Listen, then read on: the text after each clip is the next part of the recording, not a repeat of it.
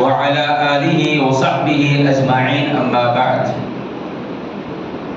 أعوذ بالله من الشيطان الرجيم بسم الله الرحمن الرحيم إنك لعلى خلق عظيم وقال الله تبارك وتعالى والكاظمين الغيظ والعافين عن الناس والله يحب المحسنين اللهم إنك عفو تحب العفو فاعف عني. معزز علماء کرام، بزرگان محترم، نوجوانان اسلام، معصوم بچوں اور پردہ نشین اسلامی مائیں اور بہنیں، خطبہ مسنونہ کے بعد میں نے آپ کے سامنے قرآن کریم کی 2 آیت کریمہ پیش کی اور ساتھ ہی ساتھ آج کی رات کے اعتبار سے دعا کا ورد میں نے کیا. آج کی رات، اس کی فضیلت، اس کی اہمیت، اس کا مقام، اس کا مرتبہ اور آج کی رات ملنے والی خوشخبریاں، رحمتیں، برکتیں، سعادتیں، ان تمام چیزوں سے آپ واقف ہو چکے ہیں. بس دعا کیجئے کہ اللہ تبارک و تعالی ہمیں آج کی رات کی تمام برکتیں اور رحمتیں نصیب فرمائے اور آج کی رات جو اجر و ثواب کا وعدہ کیا گیا ہے اس کو پانے کی اللہ تبارک و تعالی ہمیں سچی توفیق عطا فرمائے اور آج کی رات کی جانے والی عبادات کو اللہ تبارک و تعالی اپنے فضل اور اس کے کرم سے قبول فرمائے. آمین یا رب العالمین. محترم حاضرین، نبی علیہ السلام کی سیرت طیبہ، آپ علیہ السلام کی حیات طیبہ کا ایک ایک ورق، آپ علیہ السلام کی زندگی کا ایک ایک دن، آپ علیہ السلام کی زندگی کا ایک ایک عمل ہمارے اور آپ کے لیے ہی نہیں بلکہ ساری انسانیت کے لیے آئیڈیل اور نمونہ. آپ علیہ السلام کی سیرت طیبہ کو پڑھنا، جاننا، سمجھنا اور آپ علیہ السلام کے سیرت طیبہ کے اندر پائے جانے والے اوصاف اور صفات کو جو ہے اپنی زندگیوں میں ڈھالنا ہم سب کے لیے ضروری. کیوں؟ اس لیے کہ اللہ تبارک و تعالیٰ نے نبی علیہ السلام کو ہماری اور آپ کے ہمیں اور آپ کے لیے بطور آئیڈیل اور بطور اسوہ ذکر فرمایا. فرمایا اللہ تبارک و تعالیٰ نے انک لعلی خلق عظیم، کہ اے نبی علیہ السلام ہم نے آپ کو اخلاق کے سب سے اعلیٰ کیٹیگری میں رکھا ہے. آپ کا کردار سب سے بلند ہے، آپ کے اخلاق سب سے اونچے ہیں.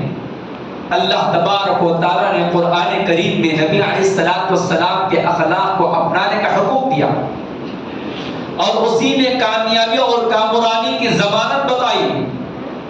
اللہ تبارک و تعالیٰ نے آپ علیہ السلام کی پیروی کرنے کا حکم دیا، آپ کے کردار کو اپنانے کا حکم دیا، آپ کے نقش قدم پر چلنے کا حکم دیا.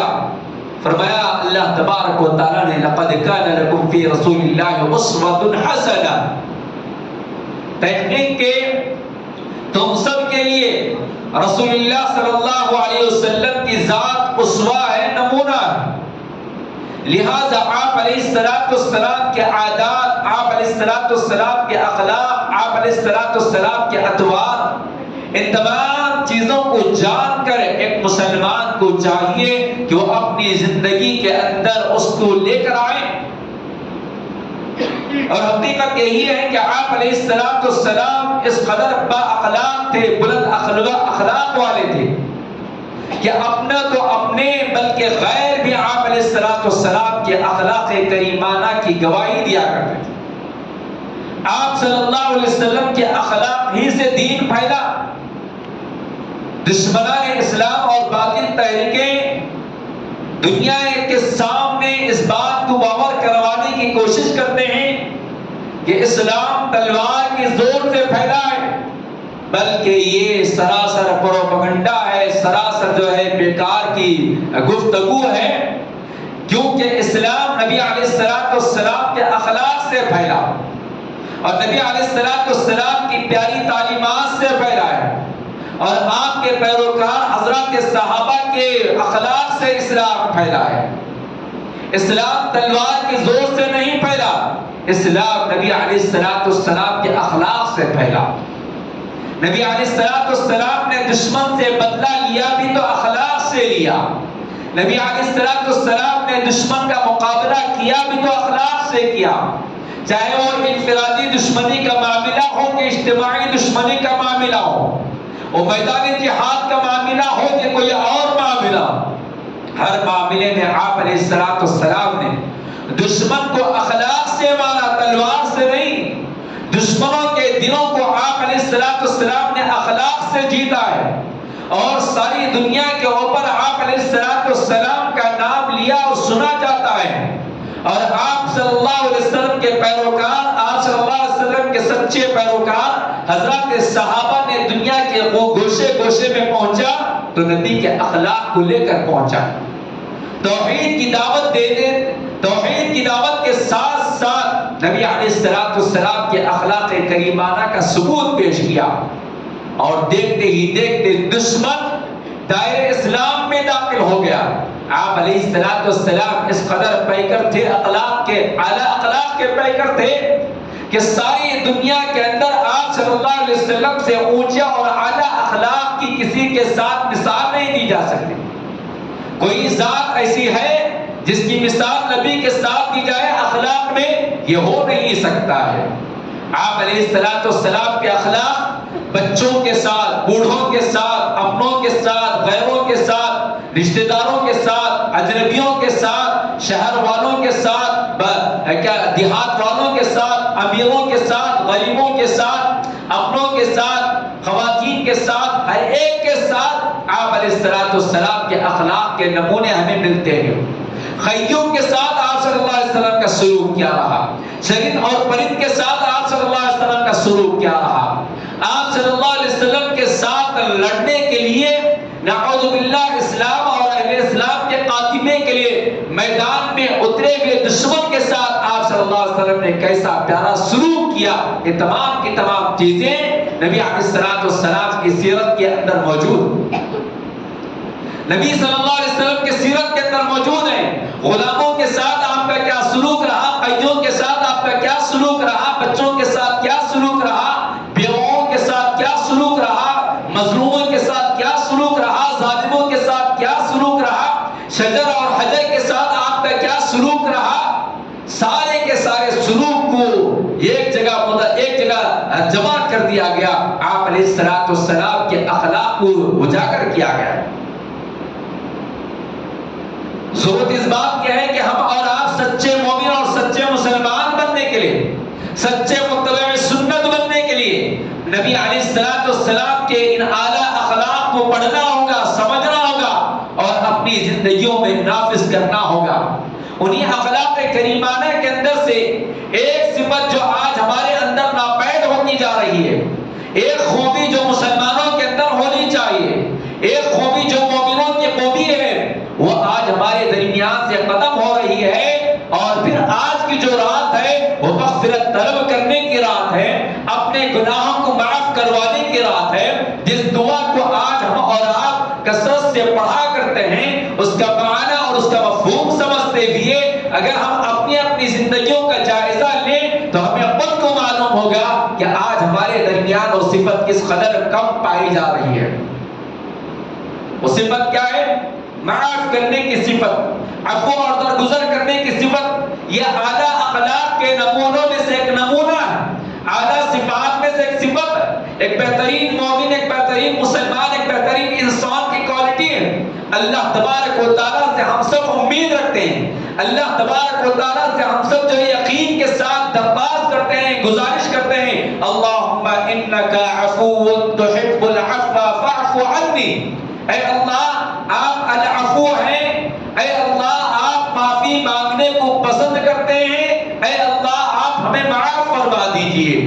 اسی طرح جو ہے ایک مومن کی صفت یہ ہے والکاظمین الغیظ والعافین عن الناس، مومن جب بھی کسی مسئلے میں غصہ ہو جاتا ہے، اسے غصہ آ جاتا ہے، کسی کے تعلق سے وہ غصے کے اندر مبتلا ہو جاتا ہے، تو اس کی صفت، اس کی کوالٹی اور اس کی خصوصیت یہ بتائی گئی والعافین عن الناس، کہ مومن لوگوں کو معاف کرنے والا ہوتا ہے، مومن عفو اور درگزر سے کام لینے والا ہوتا ہے، اپنے غصے کو پی جانے والا ہوتا ہے، اپنے غصے کو ختم کرنے والا ہوتا ہے۔ اگر مومن کے اندر یہ صفت پائی جاتی ہے تو اللہ تبارک و تعالی احسان کرنے والوں سے محبت کرتے ہیں، احسان کرنے والوں کو پسند کرتے ہیں۔ جب ہماری خواہش یہ ہے کہ ہمارے سارے گناہوں کو اللہ تبارک و تعالی معاف کر دے، تو ہمیں بھی چاہیے کہ ہم آپس میں اس خاص صفت کو اپنے اندر پیدا کریں، عفو اور درگزر کی صفت پیدا کریں۔ حضرات، ہمیں اور آپ، ہمارے اور آپ کے درمیان یہ بہترین جو صفت تھی عفو اور درگزر کرنے کی، یہ صفت ختم ہوتے ہوئے نظر آ رہی ہے۔ بہت سارے اسباب، بہت سارے وجوہات ہیں۔ آج جو ہے ہم معاف کرنا پسند نہیں کرتے ہیں، ہم معافی مانگنا بھی پسند نہیں کرتے ہیں، ہم دوسرے کو اگر کوئی معافی مانگتا ہے تو معاف کرنا بھی پسند نہیں کرتے ہیں، اور معافی مانگنا بھی پسند نہیں کرتے ہیں، جبکہ معافی مانگنا بھی اچھی چیز ہے اور معاف کرنا بھی بہترین چیز ہے۔ نبی علیہ السلام معاف کرنے والے اور آگے بڑھ کر معافی مانگنے والے کا مقام بتایا۔ آپ علیہ السلام کے اخلاق اور آپ علیہ السلام کے سیرت کے اندر کتنے ایسے واقعات ملتے ہیں کہ آپ صلی اللہ علیہ وسلم نے اپنوں کو نہیں بلکہ دشمنوں کو بھی آگے بڑھ بڑھ کر معاف کیا ہے۔ آپ ذرا تصور کیجئے کہ آج ہمارا مسلم سماج، آج ہمارا خاندان، آج ہمارا قبیلہ، آج ہمارے گھروں کے اندر جو ماحول ہم اور آپ بنا کر رکھے ہیں، عفو اور درگزر کے ساتھ زندگی ہماری نہیں گزر رہی ہے۔ معافی کس چیز کا نام ہے؟ معاف کرنا یا معافی مانگنا گویا آج ہمارے درمیان معیوب سمجھا جاتا ہے، جبکہ معاف کرنا اور معافی مانگنا، آگے بڑھ کر معاف کرنا، آگے بڑھ کر معافی مانگنا، یہ بہترین مومن کی صفت ہے، ایک اچھے مسلمان کی علامت ہے۔ آپ علیہ السلام کی زندگی ہمارے سامنے کھلی کتاب کے مانند ہے۔ آپ علیہ السلام نے کیسے کیسے دشمنوں کو معاف کیا۔ آپ ان واقعات کو سنتے جائیں اور اپنے خاندان اور اپنے قبیلے اور اپنے دوست احباب، اپنے رشتہ داروں کے ساتھ ہمارا جو سلوک ہے، ہماری جو دشمنیاں ہیں، ہم نے جو معاف کرنا نہیں چاہا یا ہم نے جو معافی مانگنے کے لیے تیار نہیں، آپ امیجن کرتے جائیے، تصور کرتے جائیے، اپنے اندر اپنے آپ محسوس کیجئے کہ آپ صلی اللہ علیہ وسلم نے کیسے کیسے دشمنوں کو معاف کیا اور آج ہم کسے معاف نہیں کر رہے ہیں۔ آپ علیہ السلام کی مکہ مکرمہ کی زندگی ہمارے سامنے موجود ہے۔ 13 سالہ نبوت کی زندگی، آپ علیہ السلام کو کوئی دن، کوئی لمحہ، کوئی گھنٹہ، کوئی ٹائم ایسا باقی نہیں تھا جہاں دشمنوں نے آپ صلی اللہ علیہ وسلم کو ستایا تھا، جہاں آپ علیہ السلام کو تکلیف دی گئی تھی۔ آپ تصور نہیں کر سکتے ہیں اور آج ہم تصور بھی نہیں کر سکتے ہیں کہ نبی علیہ السلام کو کیسی کیسی تکالیف پہنچائی گئی، ذہنی تکلیف پہنچائی گئی، جسمانی تکلیف پہنچائی گئی، ذہنی طور پر ٹینشن دیا گیا، جسمانی طور پر زخموں سے چور کیا گیا، مادی اعتبار سے آپ صلی اللہ علیہ وسلم کو تکلیف پہنچائی گئی، آپ کو بیکاٹ کر کے تکلیف پہنچائے گا، اور نہ جانے تکلیف کے جتنے راستے ہو سکتے تھے، ٹارچر کرنے کے جتنے راہیں ہو سکتی تھی، تکلیف پہنچانے کی جتنی شکلیں ہو سکتی تھی، ان تمام شکلوں کو اور صورتوں کو اپنا کر دشمن نے نبی علیہ السلام کو اور آپ کے صحابہ کو ستایا، ظلم کیا، زیادتی کیا، لیکن آپ صلی اللہ علیہ وسلم کا عمل کیا آپ کو آگے بتاؤں گا۔ آپ صلی اللہ علیہ وسلم کے ذہنی طور پر ٹینشن دینے کے لیے 2 بیٹیوں کو ایک ساتھ طلاق دے کر گھر بٹھا دیا گیا۔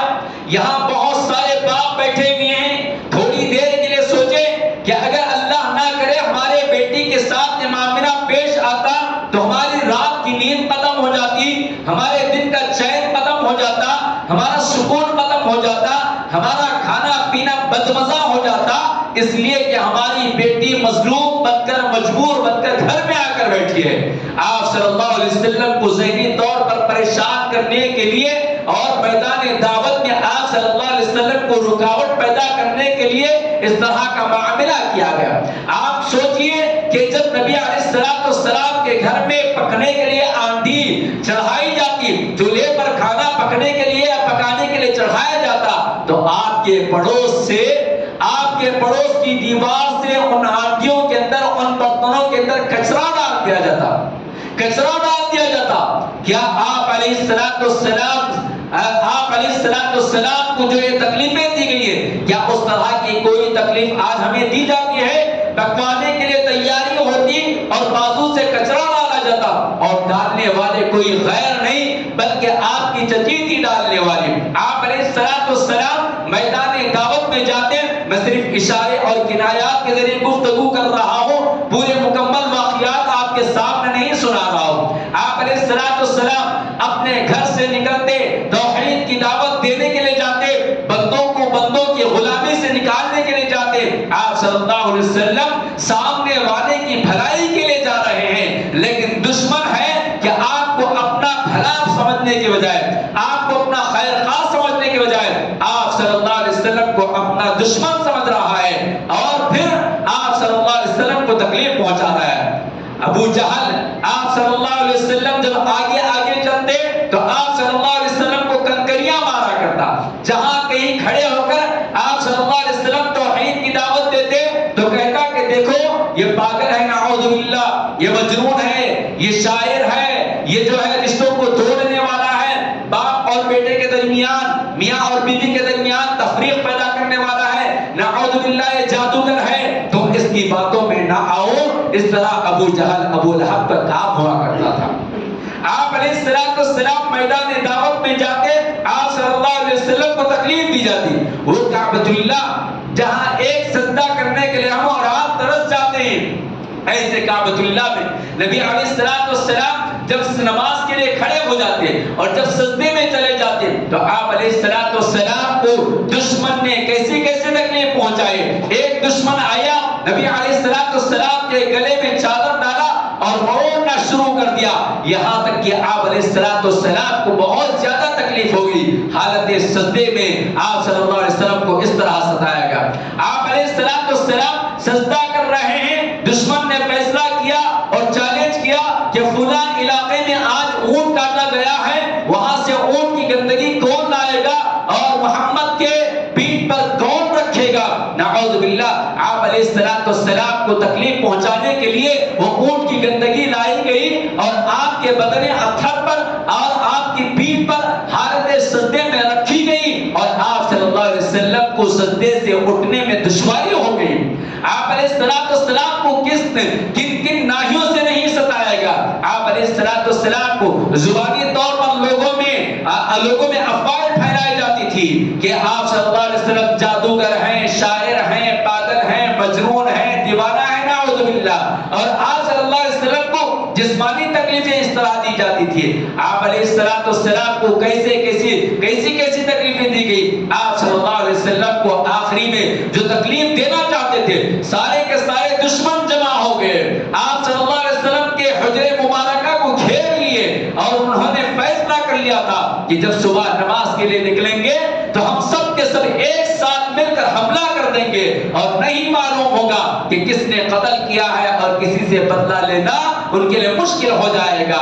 ایسی ہی رات میں اللہ تبارک و تعالی نے نبی صلی اللہ علیہ وسلم کو ہجرت کا حکم دیا اور نبی علیہ السلام نکل گئے۔ بتانے کا مقصد یہ تھا کہ آپ صلی اللہ علیہ وسلم کی 13 سالہ زندگی کے اندر کوئی دن، کوئی لمحہ، کوئی گھڑی ایسی نہیں تھی کہ آپ صلی اللہ علیہ وسلم کو آپ کے گھر والوں کو نہ ستایا گیا ہو۔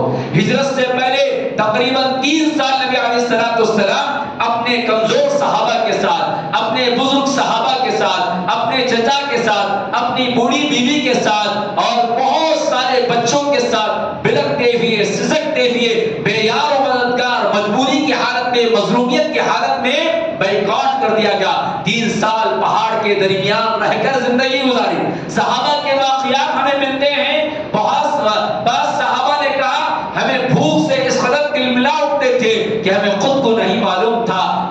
درخت کا پتا کھا لیے, کون سی چیز کھا لیے, کون سا چمڑا کھا لیے, یہاں تک کہ بچوں کے رونے کی آواز مکے کے وادیوں میں گونجتی, مکے کے گھروں تک آتی, اور 3 سال کے بعد وہ بائیکاٹ ختم کیا گیا. بہرحال آپ صلی اللہ علیہ وسلم کو اتنی تکلیف پہنچانے کے بعد بھی آپ صلی اللہ علیہ وسلم نے کبھی دشمن سے جو ہے اس کا بدلہ نہیں لیا, بلکہ ہر دشمن کو معاف کرتے گئے, ہر دشمن کو معاف کرتے گئے.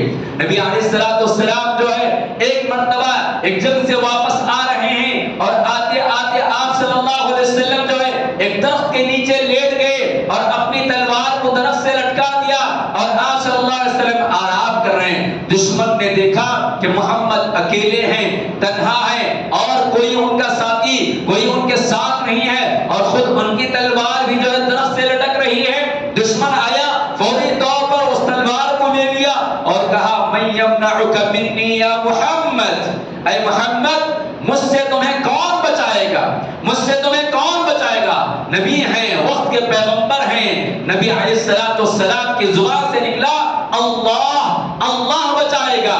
اللہ کا لفظ سننا تھا کہ دشمن کے ہاتھ کب کپانے لگے اور تلوار نبی علیہ السلام کی گر گئی اس کے ہاتھ سے. وہی تلوار اٹھائے اور نبی نے سوال کیا, اب بتا تجھے کون بچائے گا, اب بتا تجھے کون بچائے گا. وہ کافر تھا, وہ ہکا بکا ہو گیا, کوئی جواب اس کے پاس نہیں تھا.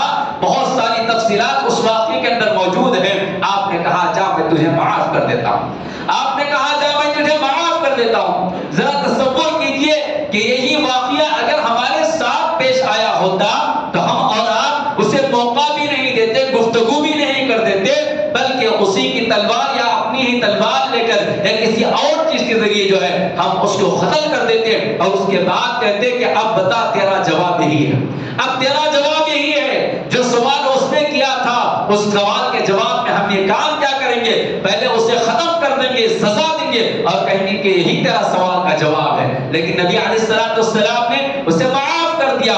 نتیجے میں آپ علیہ السلام نے جن لوگوں کو معاف کیا وہ سارے کے سارے اسلام میں داخل ہوتے چلے گئے خود بخود. آپ علیہ السلام مکے کی 13 سالہ زندگی کے اندر جس قدر تکلیفیں اٹھائیں, اور مدینے میں جانے کے بعد بھی بہت ساری پریشانیاں ہوئی, جنگ بدر, جنگ احد جو ہے یہ سب کچھ ہوئی, اور پھر اس کے بعد جب ایک ایسا موقع آیا کہ اللہ تبارک و تعالی نے آپ کو پوری طرح طاقت اور قدرت عطا کر دیا, اور فتح مکے کا وہ دن یاد کیجئے آپ کہ جب نبی علیہ السلام کو اللہ تبارک و تعالی نے فتح نصیب فرمائی, اور صحابہ پرجوش ہیں, صحابہ جو ہے ہر ایک کا چن چن کر بدلہ لینے کے لیے تیار ہیں. انصار صحابہ پوری طرح تیار ہیں کہ آج ہمارے اپنے نبی کے, آج ہمارے اپنے نبی کے گھر والوں کے, آج ہمارے اپنے ساتھی صحابہ کے دشمنوں کا چن چن کر جو ہے مقابلہ کریں گے اور ختم کر دیں گے. صحابہ پرجوش انداز میں فرما رہے ہیں الیوم یوم المرحمہ, کہ آج کا دن جو ہے بدلہ لینے کا دن ہے, خون بہانے کا دن ہے. ایک دشمن نے سن لیا اور جا کر کہا کہ اے نبی, اے محمد, آپ کے صحابہ آپ کے دوست سے کہہ رہے ہیں. آپ صلی اللہ علیہ وسلم نے فرمایا, آپ علیہ السلام نے فرمایا آج کا دن تو رحمت والا دن ہے, الیوم یوم المرحبہ, کہ آج کا دن تو یہ استقبال کیا جانے کا دن ہے, آج کا دن تو خوش آمدید کرنے کا دن ہے, آج کا دن تو رحمتیں برسانے کا دن ہے.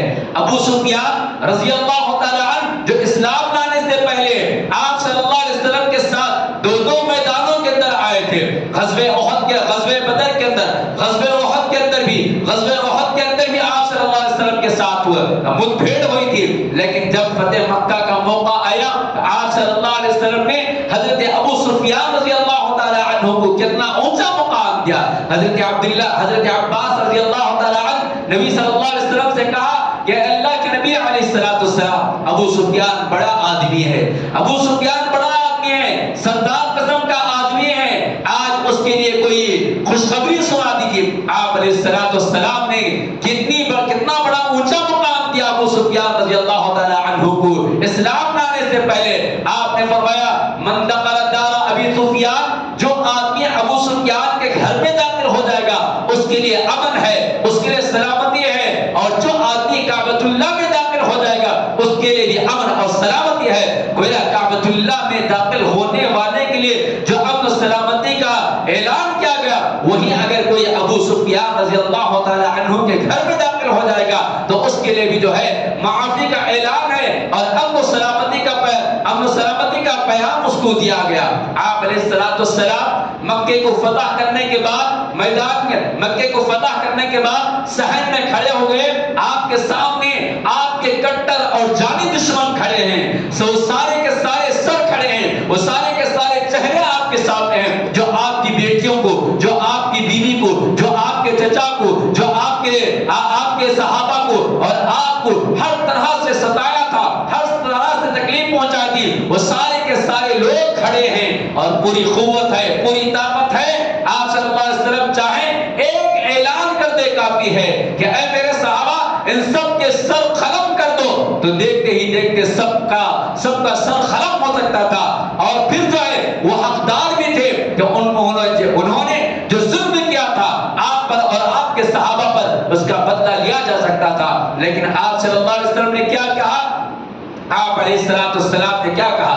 آپ صلی اللہ علیہ وسلم نے فرمایا لا تثریب علیکم اليوم، کہ آج کے دن تم پر کوئی چیز نہیں، جاؤ میں تم سب کو معاف کر دیتا ہوں۔ سبحان اللہ، تم سب کو میں معاف کر دیتا ہوں۔ نتیجے میں کتنے ایسے لوگ تھے اس معافی کے اعلان کے بعد انہوں نے اسلام قبول کر لیا اور دائرے اسلام میں آ گئے۔ محترم حضرات، میں ان واقعات کے اشاروں سے یہ بتانا چاہتا ہوں کہ نبی علیہ السلام کو جس طرح تکلیف دی گئی، جس طرح ستایا گیا، آپ علیہ السلام نے اپنے دشمن سے کبھی بدلہ نہیں لیا، اپنے دشمن کا کبھی مقابلہ، اپنے دشمن کو کبھی مارا نہیں، اور آپ صلی اللہ علیہ وسلم ہمیشہ معاف کرتے رہے اور عفو اور درگزر کرتے رہے۔ کتنے ایسے واقعات اور بھی ہمیں ملتے ہیں۔ حضرت سمامہ بن اساد رضی اللہ تعالی عنہ کا واقعہ ملتا ہے۔ مدینے کے اندر آ گئے، آپ صلی اللہ علیہ وسلم کے صحابہ انہیں پکڑ لیے، جھکڑ لیے، لے کر آ کر مسجد نبوی کے ستون سے باندھ دیے، قیدی بن گئے ہیں، سردار قسم کے آدمی ہیں۔ نبی علیہ السلام آتے ہیں، تشریف لاتے ہیں، وہ سمامہ بن اساد کو دیکھتے ہیں، اور پھر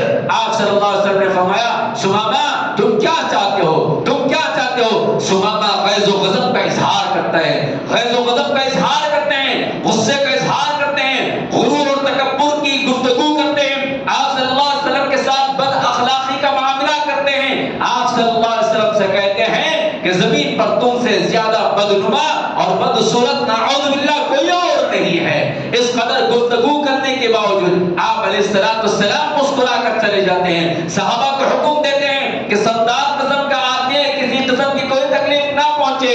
اس طرح 3 دن کے بعد سمامہ بن اساد کو رہا کیا جاتا ہے، پورے حفظ و امان کے ساتھ باہر چھوڑا جاتا ہے۔ سمامہ بن اساد کہتے ہیں تھوڑی دیر کے بعد وہ واپس لوٹ کر آتے ہیں، آپ صلی اللہ علیہ وسلم دیکھ کر پوچھتے ہیں سمامہ ہم نے تو تمہیں آزاد کر دیا تھا، کیا معاملہ ہے، کیوں آ گئے ہو؟ سمامہ بن اساد نے کہا اللہ کے نبی آپ نے مجھے کہاں آزاد کیا، آپ نے مجھے کہاں آزاد کیا؟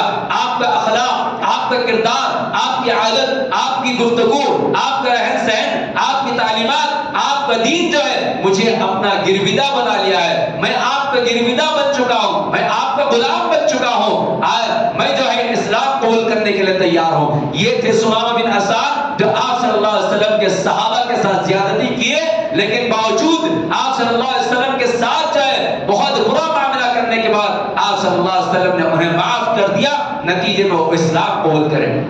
حضرات یہ صفت ہمارے اندر ہونی چاہیے، یہ کوالٹی ہمارے اندر آنی چاہیے۔ آج دشمن کو دور کی بات ہے، آج ہم اپنے آپ کو یا آج جو ہے اپنوں کو ہم اور آپ معاف نہیں کر رہے ہیں۔ ہمارا دعویٰ یہ ہے کہ ہم نبی کے امتی ہیں، ہمارا دعویٰ یہ ہے کہ ہم بہترین مسلمان ہیں، لیکن اخلاق کی جو کیٹیگری ہونی چاہیے اس اخلاق کے میزان پر ہمارا اور آپ کا معاملہ نہیں۔ ہمارے پاس جو ہے بدزبانی اور بدگمانی اور بدگوئی بہت زیادہ ہے۔ یہ عفو اور درگزر کا معاملہ ختم ہو رہا ہے، عفو اور درگزر کا معاملہ کرنا چاہیے۔ اس کے بہت سارے اسباب میں سے ایک سبب یہ کہ ہم جو ہے غیظ و غضب کا شکار ہو جاتے ہیں، برداشت کا مادہ ختم ہو گیا، صبر اور تحمل کا مادہ ختم ہو گیا، روڈوں پر، نکڑوں پر، مساجد میں، ہر جگہ گویا ہمارا کام ہی لڑنا اور جھگڑنا ہے۔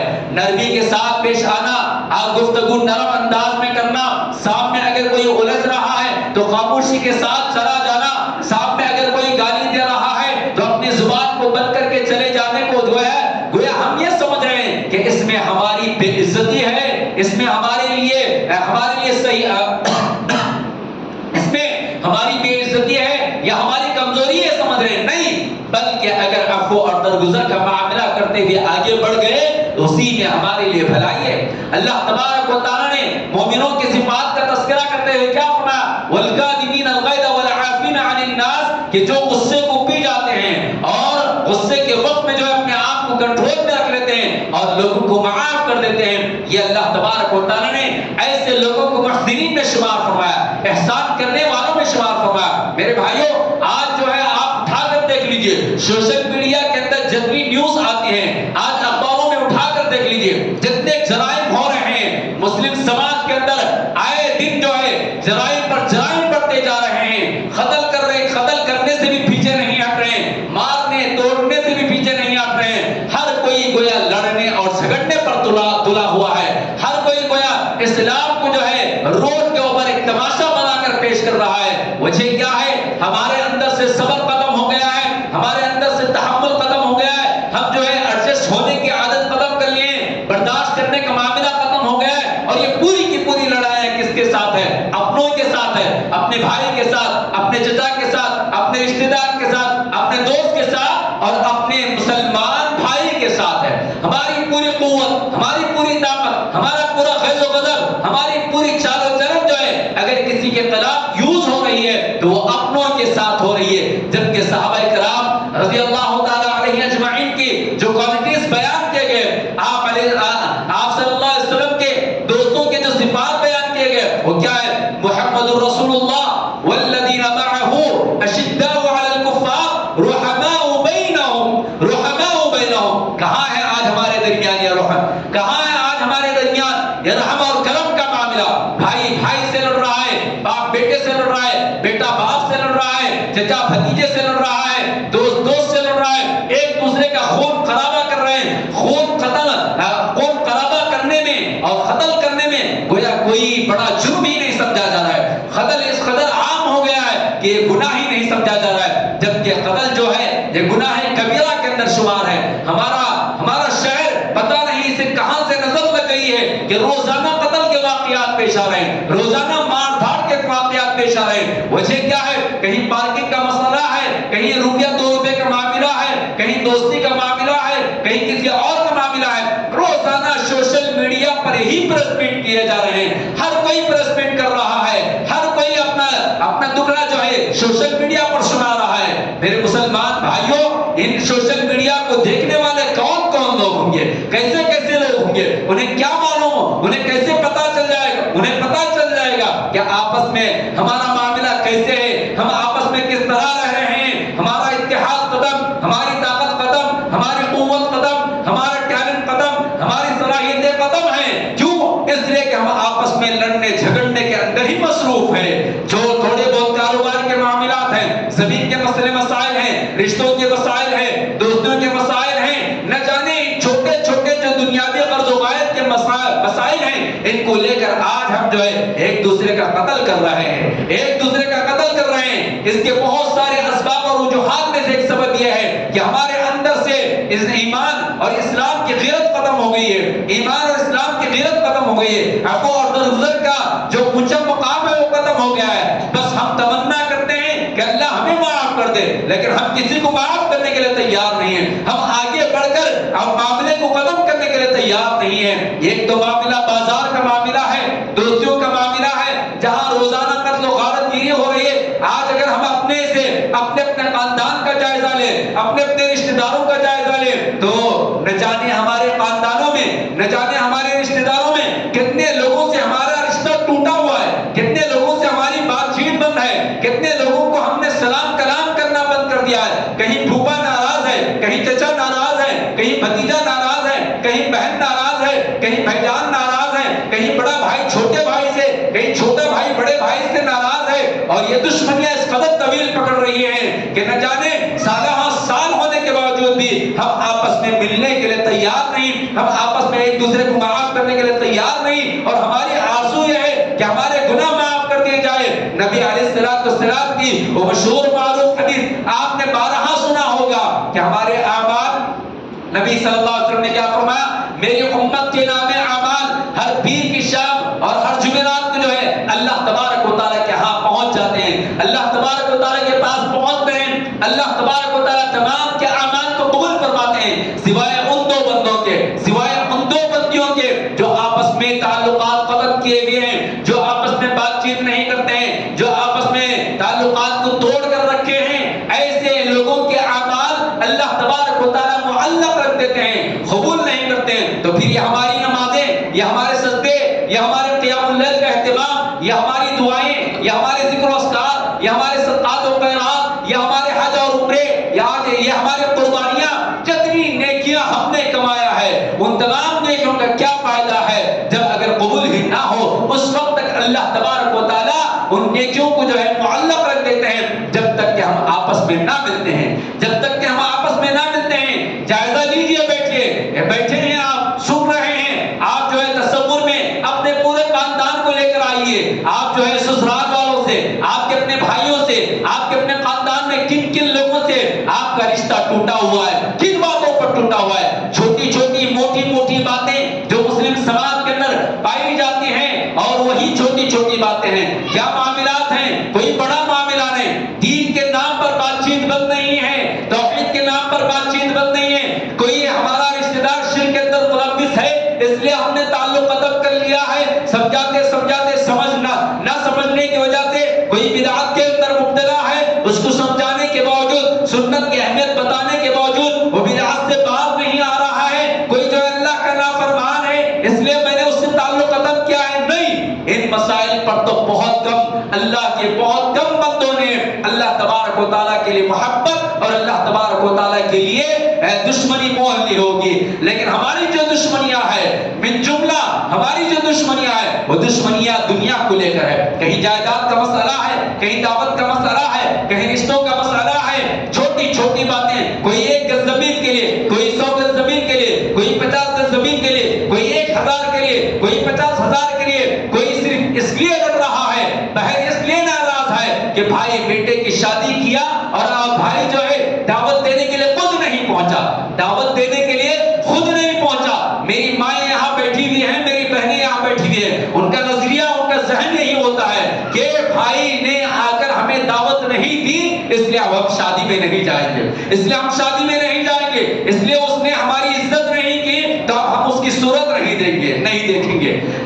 بھائی نے آیا لیکن بھابھی نہیں پہنچی دعوت دینے کے لیے، بھاوج آئی لیکن بیٹا نہیں آیا دعوت دینے کے لیے، یہ ساری کی ساری چیزیں ہیں۔ وفات ہو گئی رشتہ داروں میں، آپ نے اطلاع دینے میں تاخیر کی، اس لیے چلیے آج سے بیکاٹ ہے، جتنے رشتے ٹوٹے ہوئے ہیں، جتنے تعلقات ٹوٹے ہوئے ہیں، اگر یہ کہا جائے تو مبالغہ نہیں ہوگا کہ انہی بیس پر جو ہے ہماری گفتگو بند ہے، ہماری باتیں بند ہے کہ ہم نے کپڑا سلایا تو بیٹے کے لیے الگ، بہن کے لیے الگ، بیوی کے لیے الگ، یہی مسئلے مسائل کو لے کر، اور پھر اگر دوستوں کے درمیان لڑائی جھگڑا ہے تو پھر یہی کھانے پینے کے مسائل ہے کہ آپ نے مجھ کو چھوڑ کر فلاں دوست کو کھلا دیا، آپ نے مجھے چھوڑ کر فلاں دوست کو دعوت دے دی، آپ نے مجھے وہ ویلیو نہیں دی جو دوسرے دوست کو آپ نے ویلیو دی۔ گویا یہی مسئلے مسائل ہیں جس کی وجہ سے آج ہم جو ہے رشتوں کو اس قدر آسانی کے ساتھ کاٹ رہے ہیں، توڑ رہے ہیں کہ اس کی کوئی ویلیو نہیں ہے، جبکہ ہم سب جانتے ہیں اللہ تبارک و تعالیٰ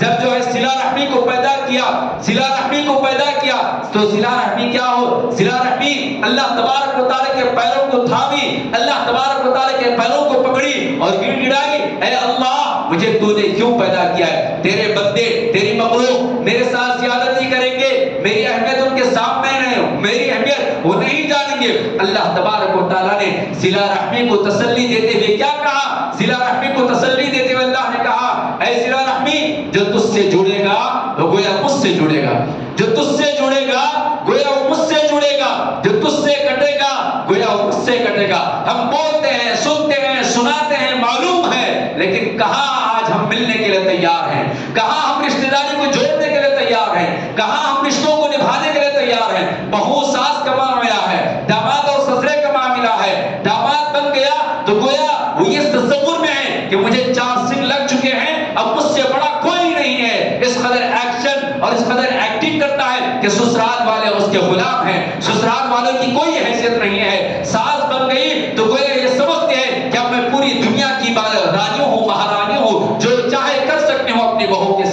میرے بھائیوں یہ تلخ حقیقت ہے کہ آج مسلمانوں کے گھروں کے اندر یہ ساس بہو کا جھگڑا، یہ داماد اور سسرے کا جھگڑا اس قدر طویل پکڑا گیا ہے کہ آپ نے سنا ہوگا، آپ نے دیکھا ہوگا کہ آج ہمارے غیر مسلم وہ تحریکیں جو ہماری بہن بیٹیوں کی عزت و آبرو کے ساتھ کھلواڑ کرنا چاہتے ہیں، انہیں ایمان سے مرتد کرنا چاہتے ہیں، انہوں نے کیا کہا کہ جو مسلمان لڑکی غیر مسلم سے شادی کرے گی اس کے لیے فلاں آفر ہے۔ اس میں سے ایک آفر انہوں نے بتایا کہ ساس بہو کا جھگڑا ختم ہو جائے گا۔ دیکھیے کیسا ذہن بن گیا ہے کہ گویا مسلمانوں کے گھروں میں ساس بہو کا جھگڑا اس قدر ہے کہ اگر وہاں سے بچنا چاہتے ہو تو آؤ ہمارے گھروں میں، آؤ ہمارے نوجوان لڑکیوں کے، ہمارے نوجوانوں سے شادی کرو تو ساس بہو کا مسئلہ ختم ہو جائے گا۔ کیا اس تصور کو غلط ثابت نہیں کر سکتے ہیں کہ نبی علیہ السلام کے اخلاق ہمیں اس بات کی تعلیم نہیں دیتے ہیں کہ نبی علیہ السلام نے ایک نہیں 11 بیویاں آپ صلی اللہ علیہ وسلم کی رہی، 9 بیویاں آپ صلی اللہ علیہ وسلم کی رہی؟ کیا آپ صلی اللہ علیہ وسلم کے سسرے نہیں تھے؟ کیا آپ صلی اللہ علیہ وسلم کی ساس نہیں تھی؟ کیا آپ صلی اللہ علیہ وسلم ان رشتوں کو نہیں نبھایا؟ کیا آپ صلی اللہ علیہ وسلم داماد نہیں بنے؟ کیا آپ صلی اللہ علیہ وسلم 4 بیٹیوں کے سسر نہیں بنے؟ کیا آپ صلی اللہ علیہ وسلم سسرے بن کر، داماد بن کر، بیٹا بن کر، بھائی بن کر، بہترین شوہر بن کر آپ صلی اللہ علیہ وسلم نے ہم سب کے لیے نمونہ چھوڑا کہ دیکھو تم ایک بہترین نمازی بھی ہو تو ایک بہترین مصلی، ایک بہترین شوہر بھی بنو، ایک بہترین شوہر ہو تو بہترین باپ بنو، بہترین باپ ہو تو بہترین بیٹا بنو، بہترین بیٹا ہو تو بہترین بھائی بنو، بہترین بھائی ہے تو بہترین داماد بنو اور بہترین سسرا بنو۔ اور پھر وہیں پر مائیں اور بہنوں کو بھی تعلیم دی گئی ہے کہ وہ جو ہے حضرت عائشہ صدیقہ رضی اللہ تعالی عنہا جیسی بیوی بنے، حضرت خدیجہ رضی اللہ تعالی عنہا جیسی بیوی بنے، اور حضرت فاطمہ رضی اللہ تعالی عنہا جیسے، حضرت رقیہ جیسی بیوی بن کر، بہو بن کر جو ہے وہ زندگی گزار کر بتائیں۔ لہذا ہم کو چاہیے کہ ان تمام چیزوں کو جو ہے ہم نظر انداز کریں، معاف کریں، آگے بڑھیں، گلے لگائیں۔ نہ جانے ہم بڑی مشکل سے ہاتھ تو ملا لیتے ہیں لیکن گلے مل بھی جاتے ہیں تو دل صاف نہیں ہوتے ہیں۔ ہم جو ہے بہترین مصلی بننے کی کوشش کر رہے ہیں، پہلی صف میں نماز پڑھتے ہیں، امام کے دائیں جانب بائیں جانب کھڑے ہونے کی فضیلت جان کر کھڑے ہوتے ہیں، تکبیر تحریمہ کا اہتمام کرتے ہیں، سنتوں کا اہتمام کرتے ہیں، نوافل کا اہتمام کرتے ہیں، ہر چیز کا اہتمام کرتے ہیں، لیکن ہمارے دل اس قدر گندے ہیں کہ ہم اپنے بھائی کو معاف کرنے کے لیے تیار ہیں، اپنے باپ کو معاف کرنے کے لیے تیار ہیں، اپنی بہن کو معاف کرنے کے لیے تیار ہیں، اپنے بیٹے کو گلے لگانے کے لیے تیار ہیں، اپنے چچا کو گلے لگانے کے لیے تیار ہیں، اپنے دوست احباب کو معاف کرنے کے لیے تیار ہیں۔ تو میرے مسلمان بھائیوں، یہ کیسا انصاف، یہ کون سی انصاف کی بات ہے کہ اللہ ہمیں معاف کرے اور ہم لوگوں کو معاف نہ کرے؟ اللہ سے ہم معافی مانگے، سارے کے سارے گناہوں کی بخشش ہم تو کروا لے۔ اللہم انک عفو تحب العفو فاعف عنی کے ذریعے تمام گناہوں کی بخشش کی امید رکھیں، لیکن بازو ہمارا جو پڑوسی ہم سے ناراض ہے، بازو کا جو مصلی ہم سے ناراض ہے، ہمارے چچا جو ہم سے ناراض ہے، ہماری بہن جو ہم سے ناراض ہے، ہم اسے معاف نہ کریں۔ میرے بھائیوں، دل سمندر سے زیادہ بڑا ہونا چاہیے، دل سمندر سے زیادہ بڑا ہونا چاہیے۔ آپ مال کو لٹائے نہ لٹائے الگ بات ہے، آپ پیسے جو ہے دوسروں پر خرچ کرے نہ کرے الگ بات ہے، لیکن آپ کا دل اس قدر بڑا ہونا چاہیے کہ آپ جو ہے سب کو سنبھالے، آپ جو ہے سب کو معاف کر دے، آپ جو ہے سب کو اپنا سمجھے۔ آپ کی زبان، آپ کے اخلاق، آپ کا کردار ایسا ہو کہ آپ کی گرویدہ ہو جائے اور آپ کا معاملہ عفو اور درگزر کا رہے گا، تبھی آپ کی زبان بھی اچھی رہے گی، آپ کے ساتھ لوگ مل بیٹھنے کے لیے تیار ہوں گے اور آپ ایک بہترین بھائی، بہترین باپ، بہترین دوست اور بہترین رشتہ دار اور بہترین ساتھی بن سکتے ہیں۔ لہذا آج کی رات کا پیغام یہی ہے کہ جہاں آج کی رات مغفرت کی رات ہے، نبی علیہ السلام نے آج کی رات کی خوشخبریاں سناتے ہوئے اس بات کی اطلاع دی تھی آپ صلی اللہ علیہ وسلم نے، من قام لیلۃ القدر ایمانا واحتسابا غفر له ما تقدم من ذنبه، کہ جو آدمی لیلۃ القدر میں ایمان کے ساتھ، احتسابی نیت کے ساتھ، اجر و ثواب کے یقین کے ساتھ اگر قیام اللیل کا اہتمام کرتا ہے تو اللہ تبارک و تعالیٰ اس کے پچھلے گناہوں کو معاف کر دیتے ہیں۔ تو سبحان اللہ، جب ہم قیام اللیل کا اہتمام کر رہے ہیں، ہماری مغفرت کی یہ رات ہے، ہمارے گناہوں کی بخشش کی اگر ہم کوشش کر رہے ہیں تو پہلے چاہیے کہ ہم اپنے دوستوں کو، بھائیوں کو اپنے رشتہ داروں کو راضی کر لے. حقوق اللہ کے اندر حقوق الایمان کے اندر جس طرح کی بھی کمی پیشی ہوئی ہے آج رات جو ہے اللہ کے دربار میں اپنے گناہوں کی معافی مانگنے سے پہلے جہاں جہاں تعلقات منقطع ہیں, جہاں جہاں لین دین کا معاملہ ہے, جہاں جہاں ہمارے رشتے ٹوٹے ہوئے ہیں, ناطے ٹوٹے ہوئے ہیں, جہاں جہاں سے ہم نے حق مارا ہے, ان تمام کے حقوق کو ادا کریں, ان سے معافی مانگے, دل کو بڑا کرے اور دل کو صاف کرے. اس کے بعد اللہ کے دربار میں روئے گڑ جائیں, اپنے گناہوں کی معافی مانگے, اپنے بھائیوں کے حق میں بھی دعا کریں اور مومنوں کے حق میں بھی دعا کریں. تو اللہ کی ذات سے امید اور یقین رکھ سکتے ہیں کہ اللہ تبارک و تعالی ہماری مغفرت فرمائیں گے. اللہ تبارک و تعالی جہاں العفو ہے وہیں پر ہم اس کے بندے ہیں.